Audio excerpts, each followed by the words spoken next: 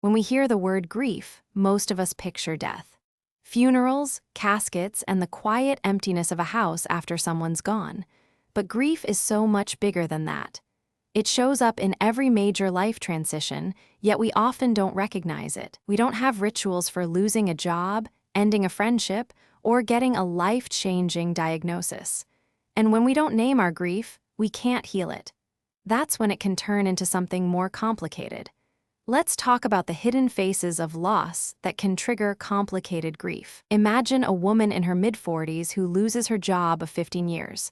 Her colleagues send polite LinkedIn messages. Her family tells her to stay positive, see it as an opportunity. But inside, she's hollow. Her identity, her daily structure, her social connections, her sense of purpose, all gone. She's grieving, but no one treats it that way. That's the paradox of non-death losses. They're real, they're painful, and they can be just as destabilizing as losing a person.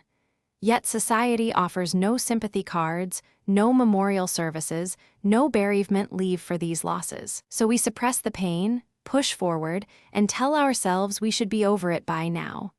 But grief doesn't disappear when ignored. It goes underground, where it can fester into something far more complex. One of the most powerful insights from this chapter is that loss isn't a single event, it's a constellation.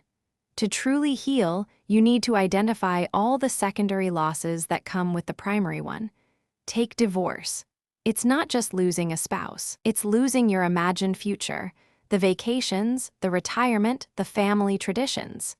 It's losing your daily rhythms, morning coffee conversations, shared chores, the simple presence of another person.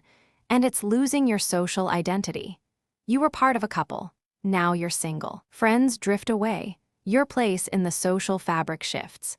The same goes for job loss. It's not just income. It's professional identity, daily structure, collegial relationships, and self-worth. When you catalog these hidden losses, you start to understand why you feel so unmoored. Your grief isn't an overreaction. It's a proportionate response to a complex web of losses nobody else can see. Complicated grief happens when the natural healing process gets stuck.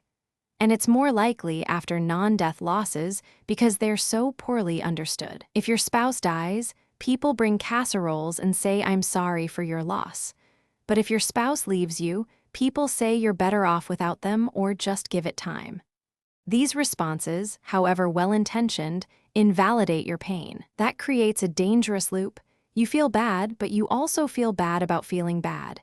You judge yourself for still being upset months later. That self-judgment layers shame on top of grief, making healing even harder. Plus, non-death losses often lack closure. Death has finality. But with divorce or estrangement, there's lingering hope, ongoing contact, unresolved conflict. Each encounter reopens the wound just as it's starting to heal. That can keep you stuck in a grief cycle for years. So how do you know if your grief has crossed the line into complicated territory? The key is time and function. Normal grief, even when intense, gradually becomes less consuming. You have moments of relief. You can still engage with life. Complicated grief stays pervasive and impairs your ability to function. Watch for these signs: persistent, intense longing that takes up hours of your day. Avoidance behaviors: you can't drive past the office, you unfriend everyone who knew your ex, you skip social events. Emotional numbness or disbelief, as if you're watching yourself from a distance. Bitterness or anger that spills into other relationships. And identity confusion: you no longer know who you are without that person, role, or situation. If this sounds familiar, know that it's not a personal failing. Complicated grief is a recognized condition with specific treatments. The first step is recognizing that what you're experiencing has a name and that help is available. The good news is that the same principles that help people heal from bereavement can be adapted for other losses. First, give yourself permission to grieve. This sounds simple, but it's often the hardest step. You need to consciously decide that your loss matters, even if others don't see it that way.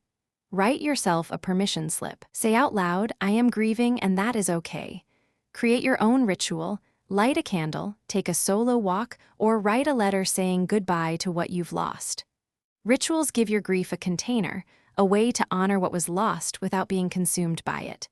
Next, name all of your losses. Take out a journal and make a comprehensive list.